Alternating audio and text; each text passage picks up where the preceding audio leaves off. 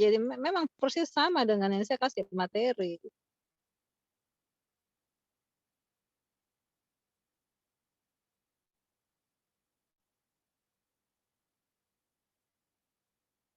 Nanti pertimbangan intubasi kalau denyut jantung di bawah 60 kali per menit.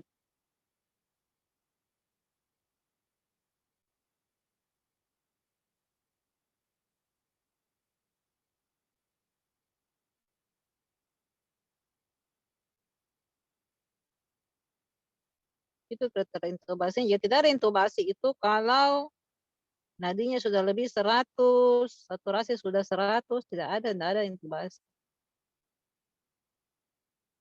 Siapa itu ada bertanya, ada ke orangnya?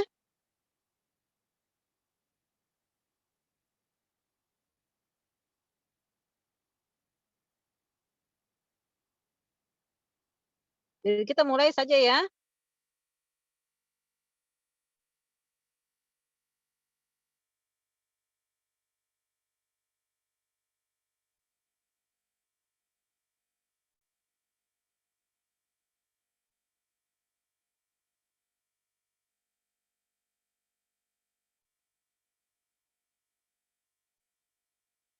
Assalamualaikum warahmatullahi wabarakatuh. Jadi modul kita kali ini adalah tentang anestesi umum. Jadi anestesi umum itu ada beberapa indikasi anestesi umum.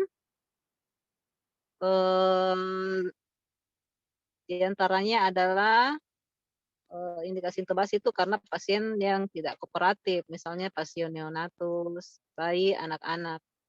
Itu kan mereka tidak bisa kita perintahkan. Jadi kita meskipun kita lakukan regional, kita tetap lakukan anestesi umum, misalnya dengan face mask untuk supaya mereka tidak bergerak ya. Jadi biasa kita lakukan kaudal, bisa kita lakukan spinal, tapi tetap kita berikan anestesi umum supaya mereka tidak terganggu ya, tidak bergerak. Terus pasien dengan gangguan mental atau cemas, mereka juga ini pasien tidak kooperatif. Kemudian apabila kita melakukan anestesi regional dan anestesi yang kita berikan itu kurang adekuat setelah kita lakukan tes atau pertengahan operasi tiba-tiba pasien merasa kesakitan. Jadi itu suatu hal yang kita tidak bisa prediksi. Terus adanya kelainan pada area yang kita mau anestesi umum, misalnya ada infeksi, apakah ada kelainan di saraf pusat, misalnya pasien dengan riwayat kejang-kejang, atau ada riwayat trauma kapitis yang kita agak ragu untuk melakukan regional sehingga kita lakukan anestesi umum. Kemudian pembedahan yang memerlukan relaksasi otot dengan durasi yang panjang, misalnya pembedahan pada daerah abdomen atas dan pada daerah toraks. Jadi itu kita lakukan ventilasi kendali ya. Dan pasien dengan alergi terhadap agen anestesi lokal. Jadi ada beberapa pasien yang dia ada riwayat alergi obat dan pernah dia menderita alergi pada anestesi lokal. Bisa kita tanyakan pada saat dia sirkum apakah dia bermasalah atau tidak. Ya slide-nya. Jadi anestesi umum itu ada beberapa teknik, yaitu bisa kita induksi dengan intravena, misalnya dengan melakukan TIFA dengan propofol, ataukah kita pakai combine propofol dan ketamin. Jadi saat ini sebaiknya kita lakukan balance anestesi ya, bisa juga dengan cara induksi intramuskular pada bayi-bayi dan anak-anak jika kita belum mendapatkan akses intravena dan anak tersebut tidak kooperatif. Biasanya kita kombinasi antara midazolam dengan ketamin sesuai berat badan, baru kita suntikan, lalu kita tidurkan pasien dan kemudian kita pasang infus dan melakukan induksi dengan agen inhalasi. Kemudian kita juga bisa lakukan induksi secara inhalasi, misalnya pada bayi-bayi, misalnya kita still induksi itu ya. Misal kita pasien kita yang pasien ya sudah tidak kooperatif ya. Jadi kita curi-curi induksinya. Kemudian ataukah kita dengan cara, berhak atau memegang pasien tersebut, atau kalau pasien itu kooperatif, kita bisa menyuruh meniup, balon, seperti meniup balon pada bagging, pada, apa, Jackson Rist yang kita lakukan. Ada juga induksi perektal, obat yang kita bisa pakai, yaitu, diazepam, midazolam, atau thiopental. Oke, slide. Jadi prinsip dalam anestesi umum itu harus ada 3 prinsip yang kita penuhi, yaitu trias anestesi. Jadi dia harus hipnotik, jadi pasien tidak mengingat sama sekali. Jadi pasien harusnya berada dalam keadaan amnesia atau sedatif. Kemudian pasien harus analgesia, jadi kita harus tetap menambahkan analgesik, misalnya kita berikan fentanyl. Nah, sekarang kan kita menganut konsep preventif multimodal analgesia. Jadi pasien itu mau tidak mau kita harus menjalankan untuk untuk pasien agar kita bisa pakai teknik era sekarang yang kita ini ya, enhanced recovery after surgery. Jadi pasien kita mempercepat mobilisasinya. Itu di mana kita mengurangi pemberian opioid dengan kita memaksimalkan pemberian obat-obat non opioid sebelum operasi. Misalnya sebelum operasi itu kita berikan dia pregabalin, kita berikan dexamethasone, kalau orang dewasa 2 ampul, anak-anak 1 ampul, kemudian kita berikan paracetamol, bisa oral, bisa juga intravena, tapi intravena kan mahal, jadi kita bisa berikan oral 1 jam atau 2 jam sebelum operasi. Terus kita berikan dia pregabalin 75 miligram, dan kita bisa untuk mengurangi terjadinya sensitisasi perifer. Dan kita ketahui bahwa sensitisasi perifer apabila kita cegah, maka itu akan mencegah terjadinya sensitisasi sentral.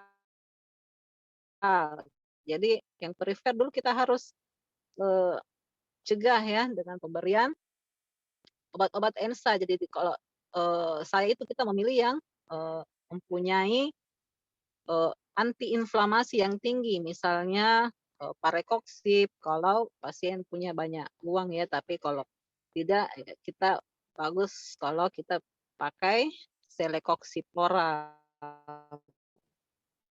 Jadi saya biasa kasih Celecoxib oral 200 miligram untuk mencegah terjadinya sensitisasi perifer. Jadi di situ pasien kita sudah memulai untuk meminimalisasi nyeri pasca bedah.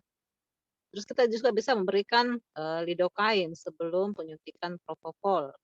Di situ semua yang kita lakukan ini adalah mengurangi obat opioid intraop. Kemudian ada juga kita biasa maintenance anestesi dengan cara regional dengan memberikan epidural atau spinal anestesi. Slide.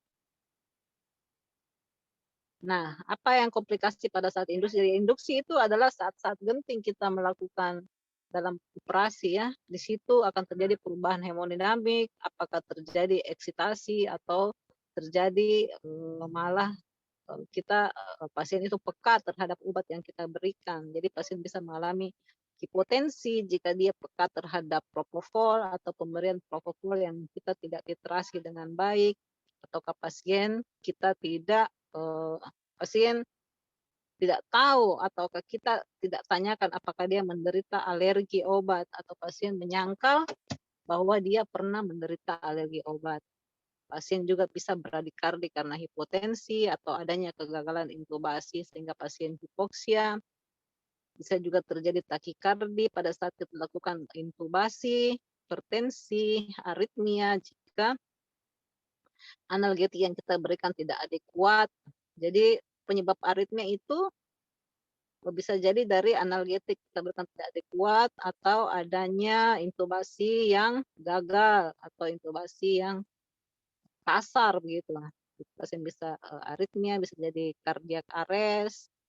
Nah, kalau tensinya tinggi bisa stroke, bisa hipertermia maligna, hati-hati dengan penggunaan dari halotan yang bisa memicu adanya hipertermia maligna. Jadi ini juga perlu kita tanyakan apakah pasien ada keturunan mengalami hipertermia maligna pada saat pembiusan. Juga penggunaan pavulon.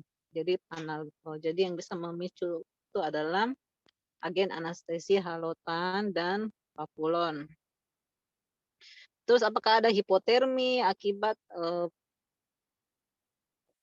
ruangan operasi yang terlalu dingin, laryngospasme, bronkospasme, dan adanya agitasi. Itu semua harus sudah kita antisipasi pada saat ingin melakukan induksi. Jadi kita harus betul-betul sudah menyiapkan semua alat statik. Jadi jangan coba-coba memberikan obat jika pertama belum belum melihat semua peralatan anestesi umum, atau belum mentes apakah pasien ini, apakah mesin anestesi berfungsi baik. Misalnya kita lakukan flush, tidak ada lagi kebocoran. Nah, pada saat itu baru boleh kita lakukan induksi.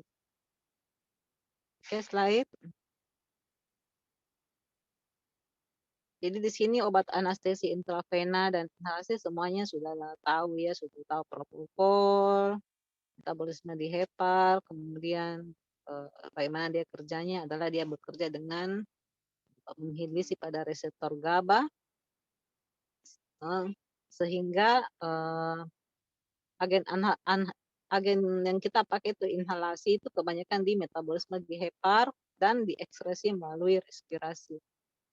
Dan yang perlu kita ingat, semua agen induksi itu bersifat kardiodepresan kecuali cuma satu, yaitu ketamin.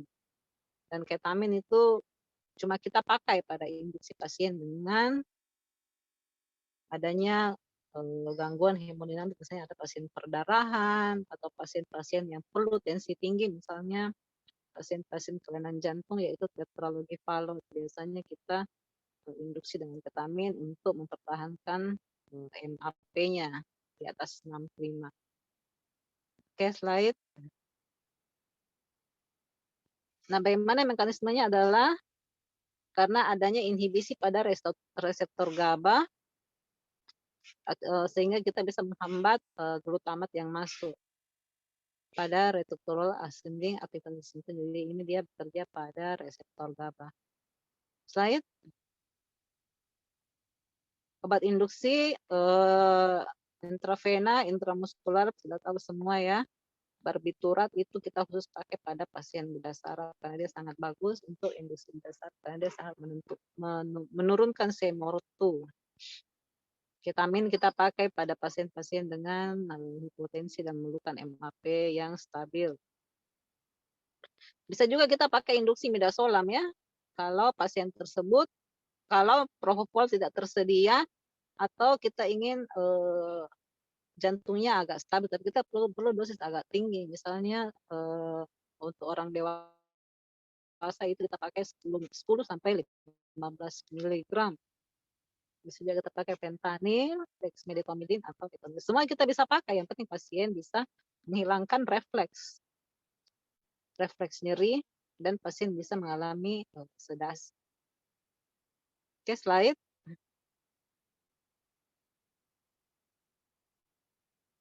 Obat anestesi inhalasi yang ada itu kita biasa pakai itu yang ada, tapi mungkin sudah diwakili sudah tidak ada ya, N2O.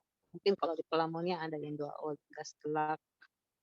Kemudian adanya yang berbentuk cair, yaitu ada 2 golongan, yaitu golongan halogen, misalnya halotan, dan golongan ether. Contohnya adalah ether, enfluoran, isofluoran, disfluoran, dan sevofluoran. Kalau halotan mungkin sudah agak jarang juga. Ya, slide. Ada yang masih pernah pakai halotan ya? Masih ada di Oka mana ada halotan? Sudah tidak ada mungkin ya? Nggak pernah, Dok. Iya, saya udah pernah lihat, Dok. Halotan itu sangat baik untuk induksi inhalasi karena dia baunya harum tapi dia hepatotoksik. Jadi tidak boleh dipakai dalam selang jangka waktu 3 bulan. Misalnya pasien bulan 1 dioperasi pakai halotan, nanti bulan 4 baru boleh lagi dioperasi pakai halotan. Dan dia juga sangat kardiodepresan dan dia juga sangat sensitif terhadap adrenalin. Jadi kalau misalnya ada operasi yang harus menggunakan lidokain campur adrenalin, itu hati-hati karena dia bisa menyebabkan aritmia. Itu yang paling penting pada pasien halotan dan dia juga bisa menyebabkan hipertermia malignan.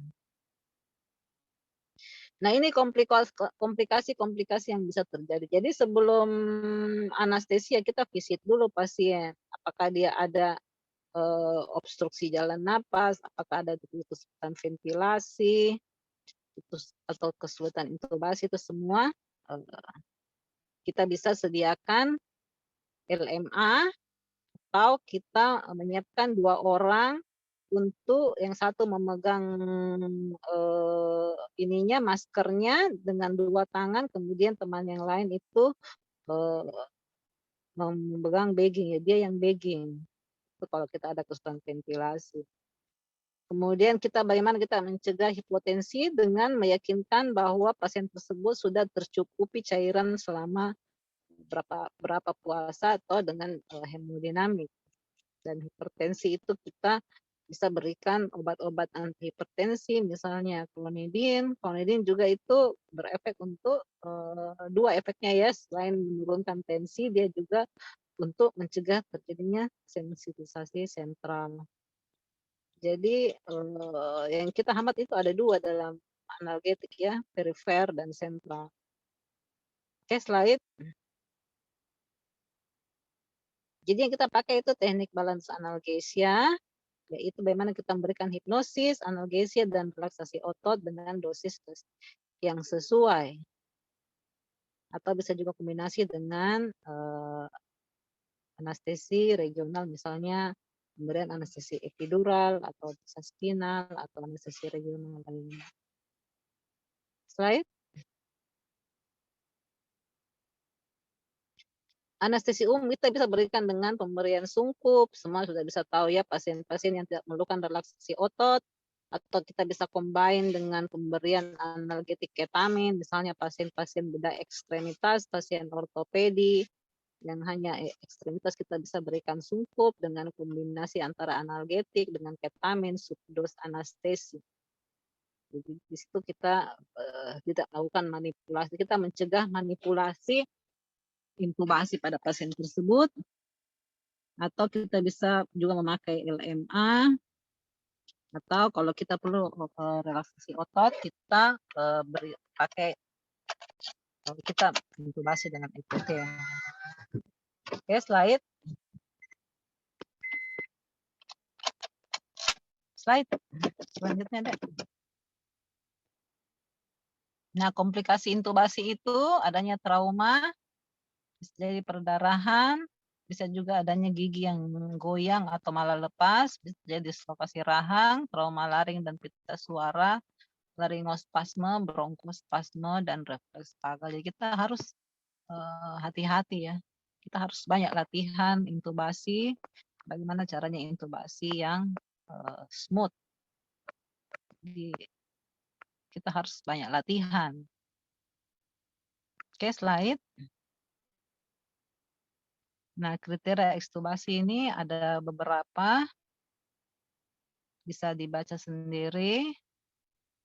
Ya, semua sudah tahu kan? Di mana pasien sudah bisa membuka matanya atau pasien-pasien pediatris sudah ada refleks batuk.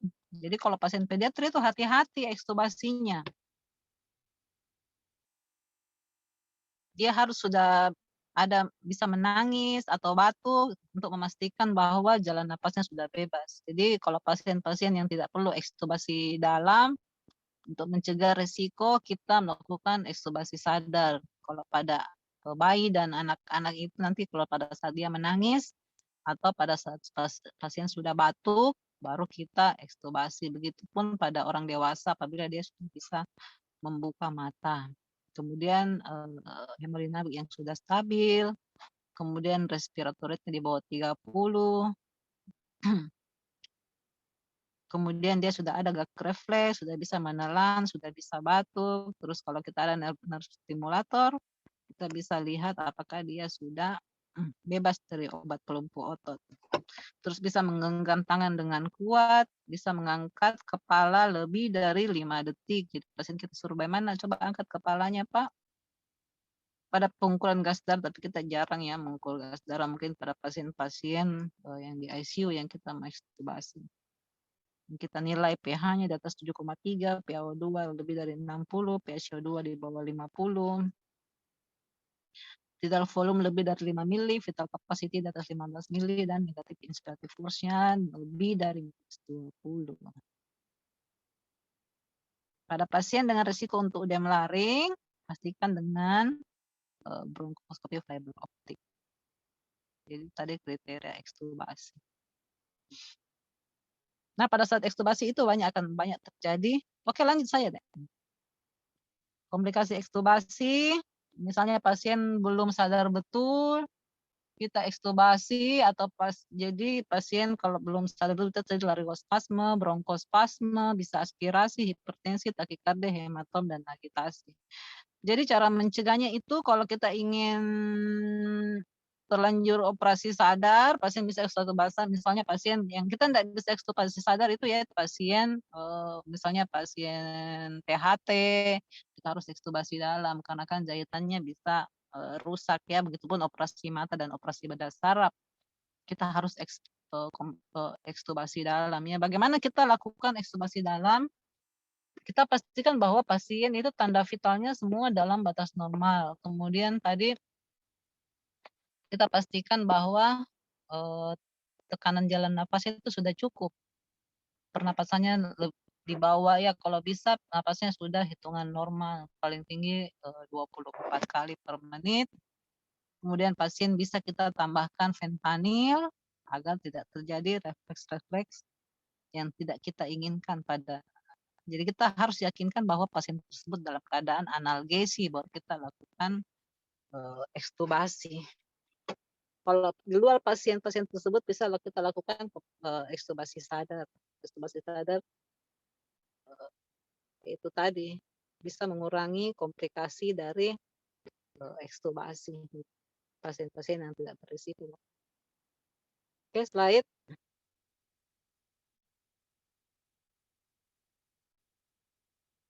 Jadi ada kadang-kadang pasien kita harus intubasi ulang ya, misalnya pasien dengan, eee, misalnya ada perdarahan, misalnya pasien,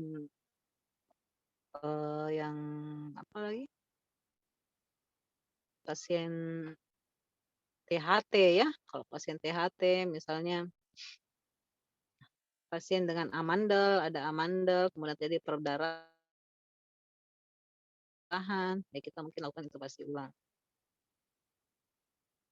Kita lakukan intubasi dengan bantuan laryngoskopi direct atau kita, kalau kita punya bogi atau stilet panjang, atau pasien yang memerlukan pergantian ETT karena, ETT yang kita pakai sudah penuh dengan, untuk menghindari resiko infeksi, misalnya banyak plaknya, ETT-nya sudah, eee, migrasi, biasanya pasien-pasien dengan fraktur wajah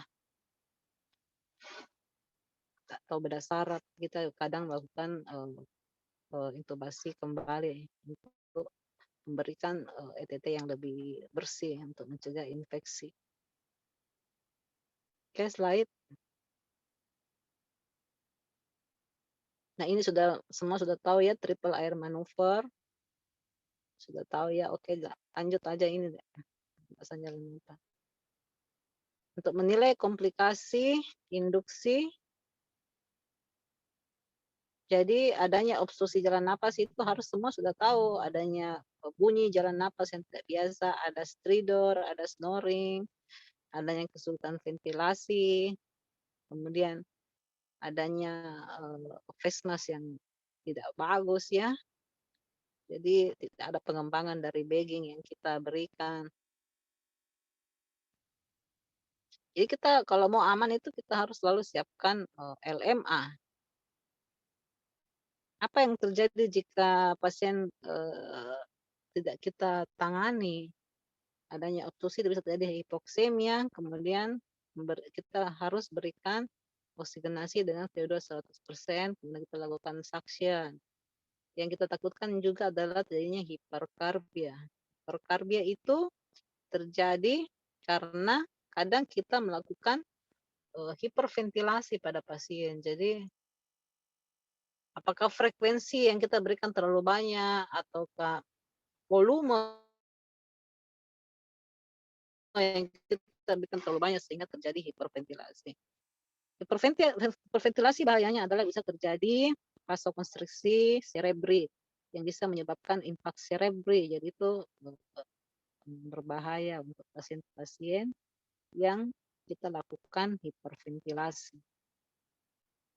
Oke, slide. Nah, hipotensi. Hipotensi itu apabila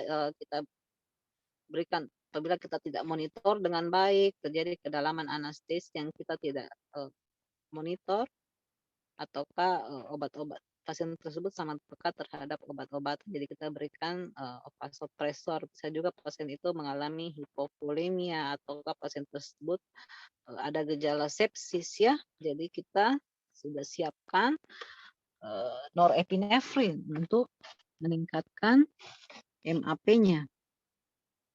Terus bagaimana kalau pasien dengan hipertensi?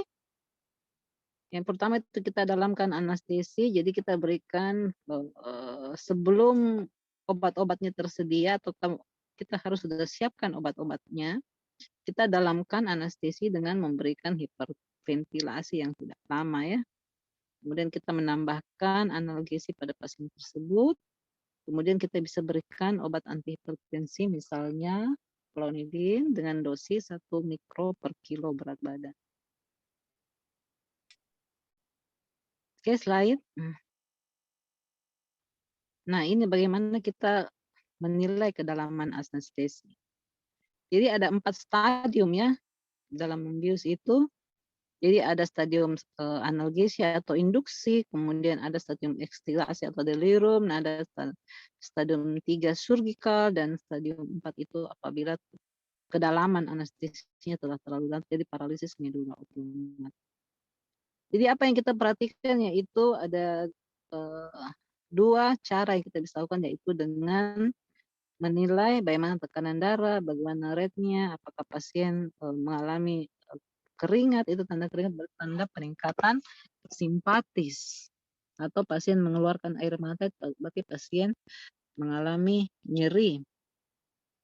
Ataukah kita bisa menggunakan alat ya, dengan bispectoral index, di mana di sini yang optimal itu antara 40 sampai 60, jika di bawah 40 terlalu dalam, dan di atas 60 itu anestesinya itu dangkal, jadi pasien masih bisa merasakan atau mendengar bahwa dia dioperasi, padahal kita memberikan pelumpuh otot, tapi pasien tidak berdaya ya, dan tidak bisa melakukan apa-apa. Itu yang kita harus selalu pantau. Tapi kalau kita tidak punya BIS, kita menilai dengan pressure, rate, sweat, and tears. Oke, slide. Jadi pengaruh fisiologi dari anestesi umum itu yang paling pertama itu adalah pasti berpengaruh pada kardiovaskular.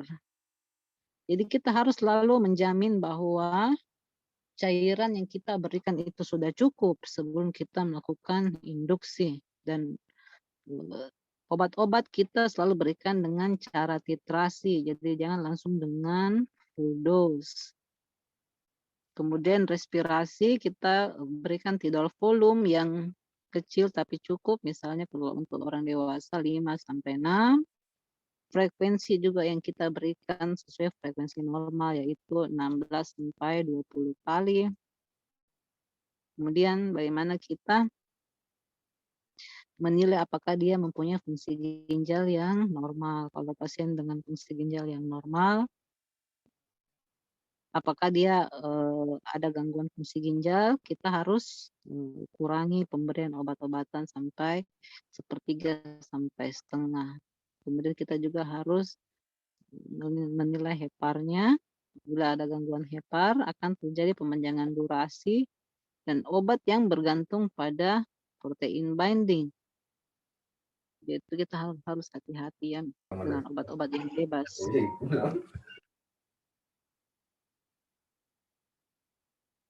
Oke, slide. Nah, apa yang kita monitoring? Yang kita monitoring itu sama dengan yang kita, pada saat pre-op visit ya, bagaimana B1-nya, apakah tidak ada kinking. Jadi tangan kita itu harus sudah terbiasa menilai, apakah ada kinking, apakah jalan napas bebas, bagaimana tidal volume yang kita berikan, terus MAP harus, di atas 65% dan fluktuasinya jangan lebih dari 25% baik turun maupun naik. Kemudian, suhu tubuh juga kita harus perhatikan, jangan sampai pasien merasa kedinginan. Karena jika pasien kedinginan akan mempengaruhi kardiovaskular ya, terutama pada orang tua dan anak-anak. Kalau orang tua itu sudah tidak refleks untuk menggigilnya itu sudah kurang. Dan yang paling utama juga kita harus perhatikan itu selalu urinnya. Kita harus selalu perhatikan jumlah urinnya minimal 0,5 sampai 1 mili per kilo per jam. Kalau anak-anak 1-2 sampai 1 sampai anak-anak lebih banyak ya. Kenapa kita harus perhatikan terutama pada pasien-pasien dengan adanya kelainan hepar, kita bisa karena bisa terjadi adanya sindrom hepatorenal syndrome yang sangat berbahaya ya. Kalau dulu-dulu itu sering terjadi sindrom hepatorenal karena adanya kelainan hepar sehingga tensinya tidak mau naik karena selama operasi itu urinnya hidrasinya tidak cukup kita berikan cairan. Jadi mungkin kalau pasien-pasien dengan sindrom adanya gangguan hepar kita betul-betul harus perhatikan pemberian cairannya. Kemudian B5 pertimbangkan apakah pasien itu membutuhkan NGT. Tapi sesuai konsep ERAS tadi ya tetap kita follow up kembali apakah pasien tersebut memang masih memerlukan NGT ataukah sudah perlu kita cabut kalau sudah terjadi dekompresi pada lambung. Kemudian posisi pasien. Ya harus kita perhatikan ya hati-hati dengan pedal itu pedal untuk apa? Casnya ya. Biasanya untuk pasien tidak terpasang dengan baik ataukah lupa diberikan jelly sehingga pasien terbakar. Jadi ini sudah pernah kejadian ya pasien menuntut karena dia mengalami luka bakar. Karena pedal charge-nya itu posisinya tidak bagus. Dan pasien tersebut ternyata kasihan kan masih gadis ya. Kulitnya mengalami luka bakar yang cukup parah. Jadi kita anestesi harus selalu perhatikan semuanya. Oke, slide. Nah, mesin anestesi. Mesin anestesi adalah mesin komponen yang sangat penting karena inilah yang kita pakai setiap hari ya. Dia terdiri dari adanya aliran fresh air, adanya aliran udara respiratori, kemudian adanya komponen penghubung mesin dengan pasien. Jadi adanya udara input, ada flow meter, ada vaporizer hingga output. Adanya silinder gas anestesi tempat menyimpan gas anestesi tadi. Oke, slide. Nah, ini tadi ada berapa tipe. Tipe-tipe sesuai dengan aliran fresh gas udara segar. Ada berapa tipe ya, sesuai dengan berapa persen dari oksigen yang akan kita berikan. Misalnya kalau pada bayi-bayi beda karena kita menggunakan Jackson Rees, pada orang dewasa juga beda. Kekurangannya pada Jackson Rees itu pasien tidak melewati soda lime, jadi udara bisa tercemar setelah mengoperasi. Tidak sama dengan pada pasien dewasa yang kita menggunakan soda lem. Soda lem juga harus selalu kita perhatikan, harus selalu diberi tanggal, apabila sudah berubah warna, harus segera kita ganti karena akan menimbulkan polusi di kamar operasi. Oke, slide. Nah, ini tadi bagaimana teknik induksi bisa melakukan tiopental atau ketamin pada pasien-pasien yang mengalami hipovolemik atau dengan untuk memerlukan MAP yang lebih 65%. Yang paling aman itu propofol karena propofol mempunyai efek anti mual, anti muntah, itu kelebihan dari propofol ya, dan masa pulih cepat. Kekurangannya itu propofol itu dia bisa menimbulkan nyeri pada saat penyuntikan sehingga terlebih dahulu kita berikan ketamin. Etomidat ini agen induksi hampir sama dengan ketamin, tapi dia cenderung tidak meningkatkan hemodinamik. Jadi cenderung aman dan tidak terlalu menurunkan tensi. Oke, slide. Anestesi intravena yang ideal itu bentuknya harus stabil, pH 7,4, mula kerja cepat, durasinya singkat.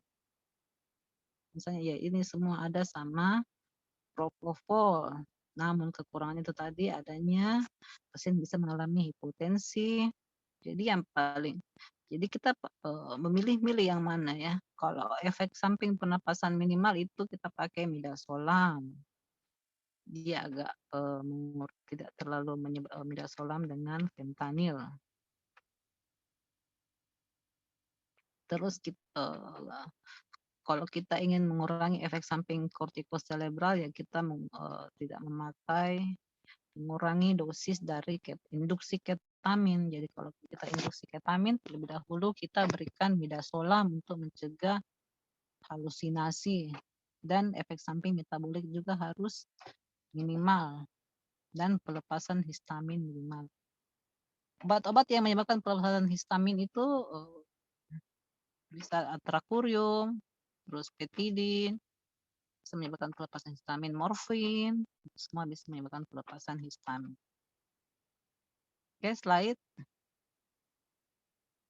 Nah, barbiturat, ini contoh-contoh barbiturat ya. Mungkin ada yang tidak pernah pakai barbiturat ya. Belum pernah lihat. Kalau dulu di zaman saya tuh kita masih biasa pakai induksi barbiturat. Kalau mungkin sekarang sudah tidak ada ya. Sangat baik untuk pasien bedah saraf. Oke, slide. Di mana dia itu kekurangannya itu mekanisme pemulihan lambat. Kemudian oke, slide, dia itu lambat pulihnya ya. Terus dia itu bisa menyebabkan spasme bronkus, itu kekurangannya ya. Oke, slide. Nah, dia bisa menyebabkan heart rate yang meningkat, jadi dia bisa melakukan takikardi. Dia bisa merangsang pengeluaran saliva dan menekan pusat pernapasan. Oke, slide. Kekurangannya tetap nyeri tempat suntikan, bisa jadi tromboflebitis, kemudian yang lain-lain itu pada neonatal bisa menyebabkan depresi. Depresi pernapasan pada neonatus. Oke, slide. Propofol. Jadi kita sangat familiar dengan propofol ya. Jadi dia itu merupakan lipofilik alkanil-fenol, kemudian senyawa yang asam yang sangat lemah, tidak larut dalam air, bentuknya seperti minyak, tidak terionisasi sempurna pada pH fisiologis. Jadi dia sangat baik kita pakai ya. Oke, slide. Nah, ini tadi kelebihannya itu onset cepat, kerja singkat, kemudian dia bekerja pada sinaps dan spinal dan supraspinal. Slide. Dosisnya itu 1,5 sampai 2,5, kurangi pada orang tua untuk prosedur bedah singkat, bisa untuk anestesi maintenance. Jadi kita bisa total intravena anestesi dengan menggunakan propofol jika kita ingin mengurangi polusi di kamar operasi. Tapi di sini mungkin kita harus kombinasi dengan midazolam dan opioid dan pelumpuh otot karena dia agak kurang menyebabkan tidur ya. Jadi dia bersifat keuntungannya dia merupakan antiemetik, antikonvulsan dan antipruritis dan bersifat ansiolitik. Oke, slide. Farmakodinamik, kejelekannya tadi itu bisa menurunkan tensi, menurunkan heart rate, menyebabkan apnea, kemudian nyeri, dan dia di metabolisme di hepar dan ginjal. Oke, slide. Etomidat, dia merupakan senyawa basa lemah yang kurang larut dalam air dan dia berikatan dengan albumin. Jadi hati-hati dengan pasien dengan hipoalbumin. Misalnya pasien adanya gangguan hepar, kemudian pasien-pasien sepsis. Nah, dia itu onsetnya cepat dan kerja singkat. Oke, slide.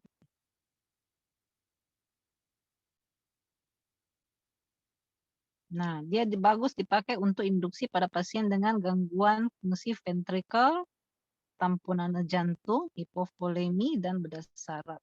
Itu tadi keuntungannya dia relatif menstabilkan kardiovaskular, tapi tidak sama dengan ketamin. Yang ketamin di mana bisa menyebabkan turunnya takikardi dan hipertensi. Di sini etomidat itu cenderung dia stabil, jadi bagus, sangat bagus untuk pasien-pasien yang kita memerlukan keadaan yang stabil, misalnya pasien bedah saraf dan pasien jantung. Oke, slide. Kardiovaskular dia efeknya tidak terlalu mengganggu kardiovaskular, kemudian terjadi sedikit penekanan pada pusat napas. Jadi dia sebenarnya ini ideal ya, tapi dia kurangnya bisa menimbulkan adanya fenomena ekstasi. Oke, slide. Nah, benzodiazepam yang sering kita pakai itu ya midazolam dengan diazepam. Konsepnya cepat dan masa kerja berbeda. Kalau midazolam yang kita pakai itu kerjanya singkat, kemudian diazepam itu panjang. Oke, slide. Metabolismenya di hepar. Kemudian midazolam itu yang kita pakai itu metabolisme juga di hepar. Jadi midazolam itu relatif singkat ya, bisa masa kerjanya cuma 2 jam. Oke, slide. Penggunaan bisa untuk premedikasi, sedasi, bisa kita pakai induksi tadi dia hampir sama dengan etomidat ya, tapi dia itu menyebabkan sedasi. Kemudian dia bisa untuk terapi antikonvulsan. Oke, slide. Kardiovaskularnya, dia menyebabkan bisa kalau dosisnya sangat tinggi bisa menyebabkan tensi yang turun, namun cardiac output-nya tetap dan heart rate-nya sedikit bervariasi, bisa menyebabkan juga apnea. Jadi hati-hati pada dosis tinggi. Kemudian dia menyebabkan relaksasi pada pembuluh darah, otot, hepar, dan ginjal. Oke, slide. Ketamin. Ketamin ini onsetnya cepat, kerjanya singkat, kurang larut dalam air, di mana dia bekerja pada neurotransmitter NMDA. Apakah semua tahu apa itu MNDA? Kalau ada yang tidak tahu bisa bertanya ya. Reseptor NMDA itu apa? Jadi dia bekerja di reseptor NMDA di mana dia bisa menghambat nyeri. Oke, slide. Penggunaan klinis untuk pasien-pasien yang hipotensi, tapi kita harus kurangi dosisnya. Untuk induksi bisa kita pakai dengan dosis kecil 0,5 sampai 1. Kemudian dosis subanestesi itu sangat baik karena dia bisa menyebabkan analgesia sangat baik yang tidak menyebabkan depresi napas. Dia juga sangat baik untuk induksi pada pasien-pasien asma. Ya. Oke, slide. Itu tadi dia bilang menyebabkan hipertensi dan takikardi pada dosis anestesia. Pernapasan tidak mengganggu pernapasan, bersifat bronkodilator, merangsang sekresi saliva sehingga terlebih dahulu kita bisa memberikan SA supaya untuk mengeringkan jalan napas ya. Dia juga bisa menimbulkan efek psikomimetik dan halusinasi. Oke, slide.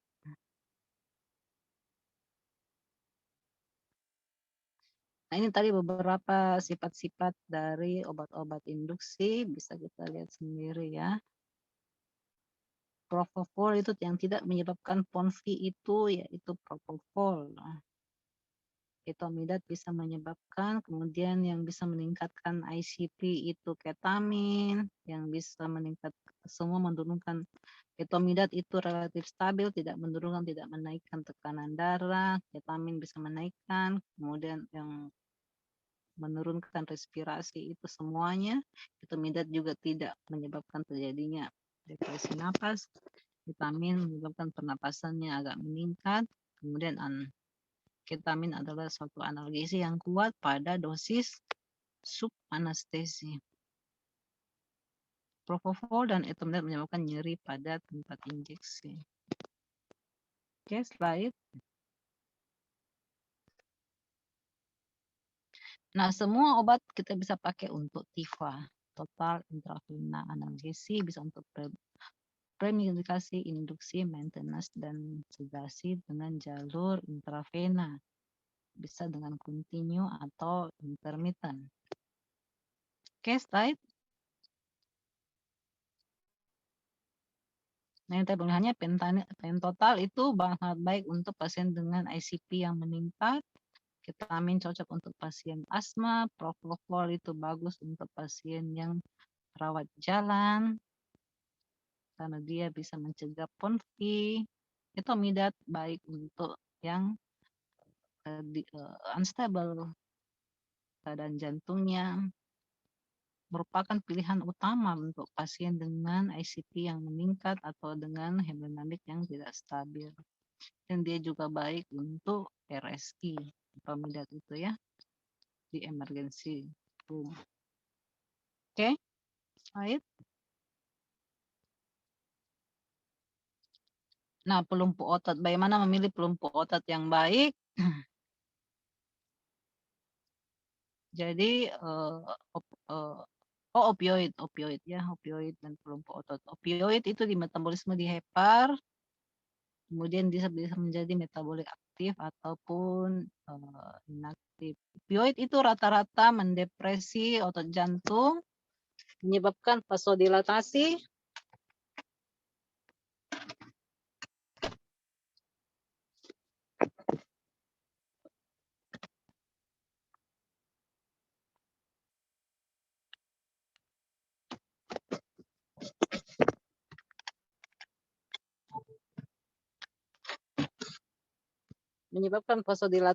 kemudian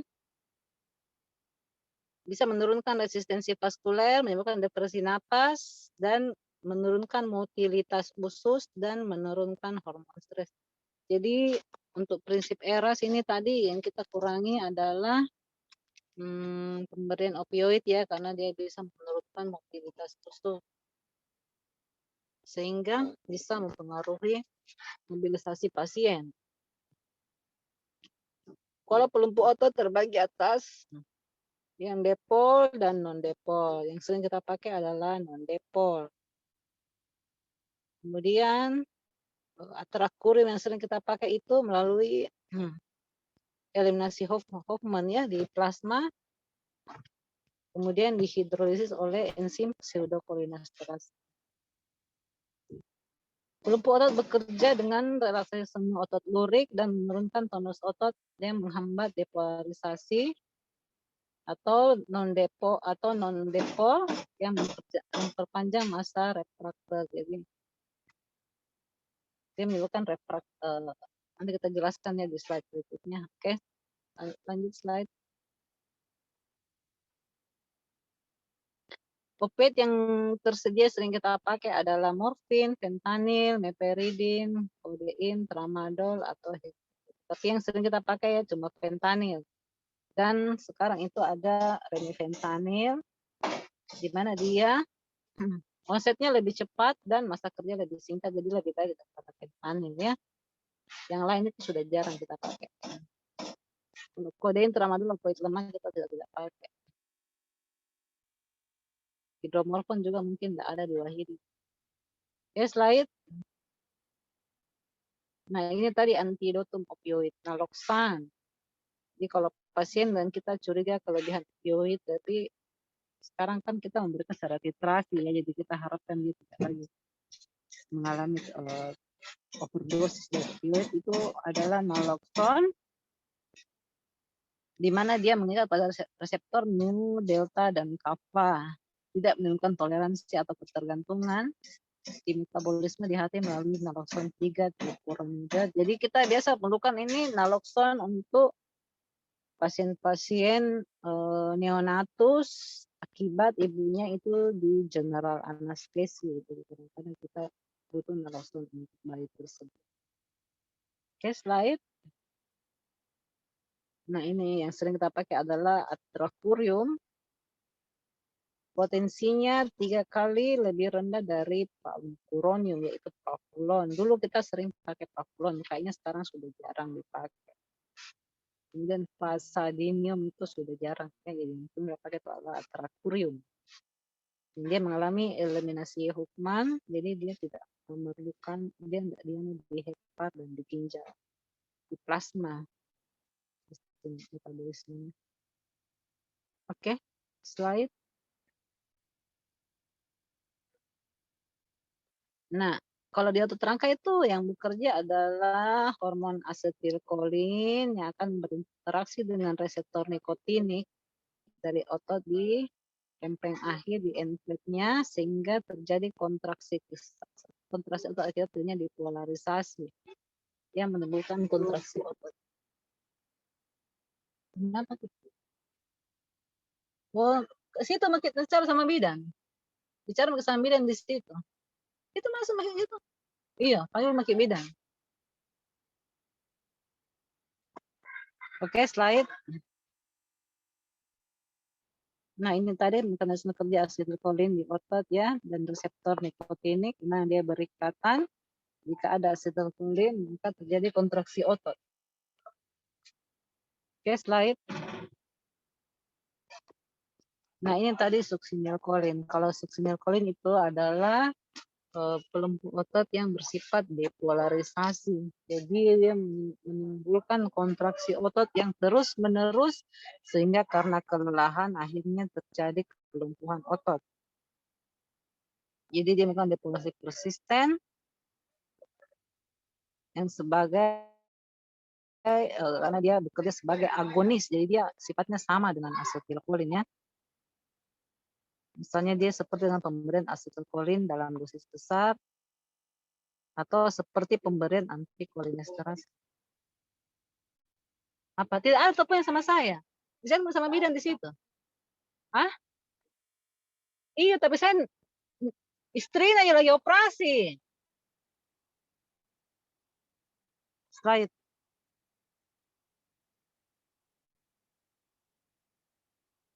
Jadi mula-mula terjadi depolarisasi lokal, kemudian menghasilkan fascikulasi otot, sehingga terjadi blok fase 1. Nah, bisa terjadi blok fase 2 apabila kita terus menambahkan suksinilkolin ya. Jadi blok fase 2 itu akan membutuhkan waktu yang lebih lama lagi untuk mengumpulkan asetilkolin untuk bisa menimbulkan kembali relaksasi, untuk bisa menimbulkan terjadi kontraksi otot kembali. Oke, slide. Nah, apa perbedaan antara non-depol dengan depol? Antara suksinilkolin dengan atracurium. Kalau non-depol itu dia tidak mencapai ambang rangsang. Jadi kita jadi dia itu efeknya itu mula-mula terhadap otot, dan dengan pemberian antikolinesterase dia bisa hilang efeknya ya. Kemudian kalau depolarisasi juga tentang kontraksi otot, fasikulasi, kemudian dia tidak mempunyai antagonis. Kalau yang non depol tadi ada antagonisnya yaitu prostigmin. Kalau ini tidak ada antagonis tapi dia kerjanya singkat. Jadi tapi kalau kita terus menambahkan dosis bisa terjadi blok fase 2 sehingga terjadi blok total ya yang agak lama juga kerjanya. Bagaimana cara pemberian antikolinesterasa atau prostigmin? Jadi di sini kita harus betul-betul perhatikan bahwa kita baru boleh memberikan prostigmin apabila sudah ada napas spontan dari pasien. Karena kalau belum ada napas spontan baru kita memberikan prostigmin, maka pada saat kerja prostigmin sudah selesai, misalnya dia bekerja cuma maksimal 10 menit, maka kembali pelumpuh otot tersebut bisa bekerja kembali. Jadi pasien di RR itu masih bisa terjadi depresi napas kembali, pelumpuhan otot napas kembali. Karena kenapa? Karena masa kerjanya belum selesai. Jadi kita harus betul-betul pastikan bahwa masa kerja pelumpuh otot tersebut telah selesai, baru kita berikan antagonisnya, misalnya prostigmin. Oke, slide.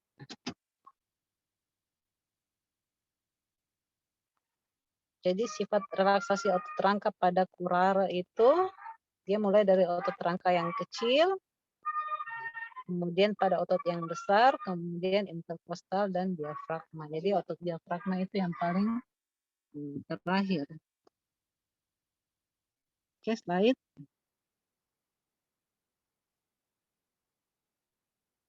Jadi pada saat kita memberikan pelumpuh otot itu pasien sudah harus diberikan napas bantu ya. Masa kerjanya itu kira-kira setengah jam kalau teratrium dan penyembuhan terjadi dengan urutan terbalik. Jadi yang paling duluan pulih itu tadi otot interkostal, kemudian yang penting itu adalah otot-otot yang kecil. Oke, slide. Nah, mulai kerja dari suksinilkolin itu 4 menit, jadi dia cuma kerja 4 menit, dia sangat baik untuk teknik RSI. Jadi setelah intubasi napas nya akan hilang. Beda dengan pelumpuh otot yang depol itu masa kerjanya itu sekitar 20 sampai 40 menit. Oke, tapi kalau kita berikan infus kontinu, maka relaksasi hilang dalam 5 menit setelah penghentian infus. Oke, slide.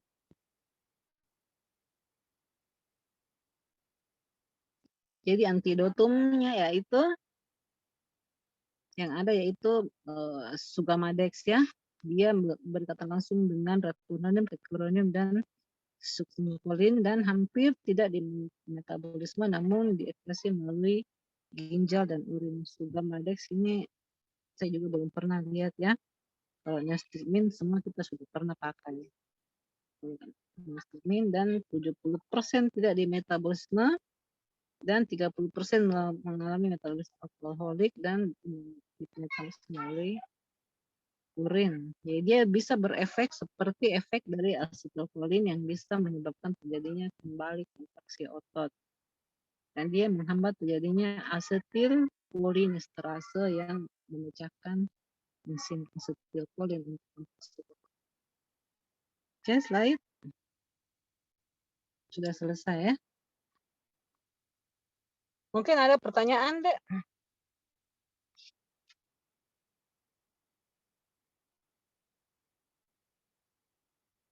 Nggak ada. Tapi dok dengan Yogo dok. Tapi dok, Apa Yogo? Izin bertanya dok, kalau misalnya untuk laryngospasma dok, antisipasinya bagaimana dok? Dan apa yang bisa kita lakukan dok seandainya pasiennya laryngospasma dok? Jadi laryngospasma itu yang pertama kita dengarkan anestesi. Dan laryngospasma itu kejelekannya laryngospasma, hipoksia, hipoksemia dia bisa menyebabkan terjadinya bradikardia yang cepat. Jadi itu tadi, dia bisa kalau kita tambahkan propofol, dia bisa semakin bradikardi, bisa terjadi ARES. Nah, disitulah seperti film ya, disitulah film yang paling mengerikan. Jadi paling pertama itu, cegahlah terjadinya spasme otot. Kalau sudah terlanjur terjadi spasme laring itu kan pasien tidak bisa kita apa-apakan. Jadi paling aman itu kita berikan midazolam yang tidak terlalu menyebabkan gangguan pada jantung ya. Atau kalau rate-nya masih bagus, kita bisa berikan propofol untuk merelaksasi otot-otot pernapasan. Kalau pada bayi itu saya berapa kali mengalami, saya kan banyak membius bayi-bayi di Hikmah ya. Jadi saya pakai 2 orang, yang satu memegang bagging, yang satu memaksa masuk itu oksigen. Tapi yang kita matikan itu, mesin anestesinya dengan memberikan SA, kita matikan obat anestesinya, kita hanya memberikan oksigen dan memaksa oksigen masuk sampai bayi kembali merah.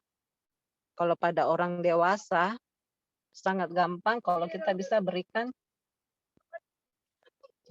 kembali pelumpuh otot, trakurium. Tapi kejelekannya itu kalau operasi sudah selesai ya, kita harus memompa sampai setengah jam lagi minimal sampai trakuriumnya selesai. Jadi bisa kita berikan yang kerja pendek, misalnya pentanil, atau kalau hemodinamiknya masih bagus kita berikan propofol, atau dengan pemberian paksa oksigen tadi seperti pada anak-anak.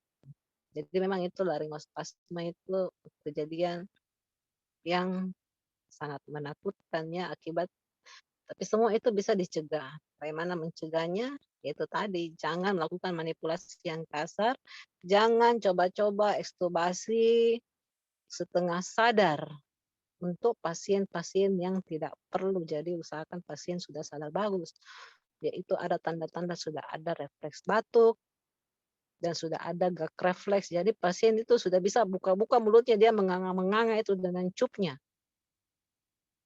Supaya kita betul-betul aman. Jadi jangan mencoba-coba mengekstubasi, mengeluarkan cup jika pasien masih setengah sadar. Lebih bagus pasien tidur daripada pasien yang setengah sadar, atau sekalian pasien sudah bangun.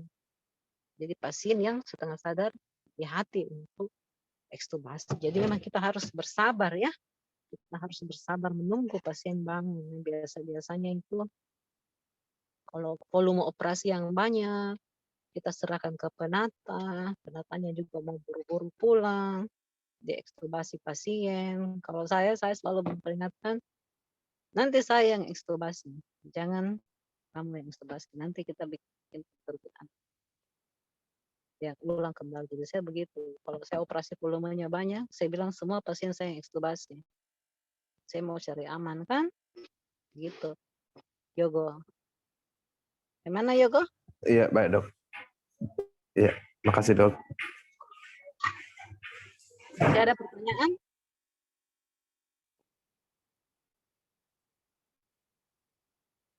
Kalau sudah tidak ada pertanyaan, kita tutup dulu ya. Terima kasih. Sudah ada pertanyaan deh. Itu tadi yang dari yang pernah bertanya masalah anak itu jadi tidak ada kriteria intubasi kalau pasien masih saturasi 100 dan pasien masih nadinya itu lebih dari 100 ya, tidak ada intubasi. Oh iya, baik dokter. Nanti saya kasih Fadlan. Ada tadi dia kirim dokter anak ke saya, itu sama aja dengan kita. Nanti saya kirim ke Fadlan, nanti saya dokter anaknya. Oh baik dokter, siap dokter. Dia juga heran kenapa ada residen yang minta begitu. Makanya saya bilang itu sekarang residen juga kita perlu evaluasi, dia punya kerjaan di ruang res, jangan macam-macam permintaannya. Nanti saya bagi sama Fadlan sebentar. Iya, baik dokter. Iya. Kalau sudah ada pertanyaan kita tutup deh ya. Assalamualaikum Iya, Dok. Waalaikumsalam. Terima kasih, Dok. Waalaikumsalam warahmatullahi wabarakatuh. Waalaikumsalam dok, terima kasih dok. Waalaikumsalam dok.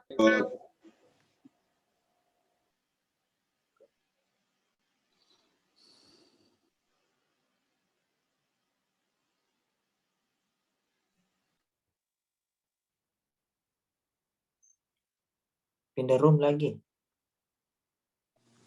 Mana Misari Roti ya?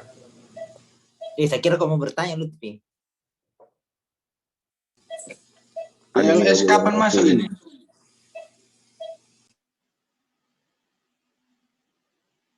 Bahannya Bang Jul jangan lupa kirimkan. Malas. Ya malas. Pindah ya. Kuliahnya dokter Anu, dokter Wayudi. Tapi dok, bisa dicoba lagi dok. Tapi dok.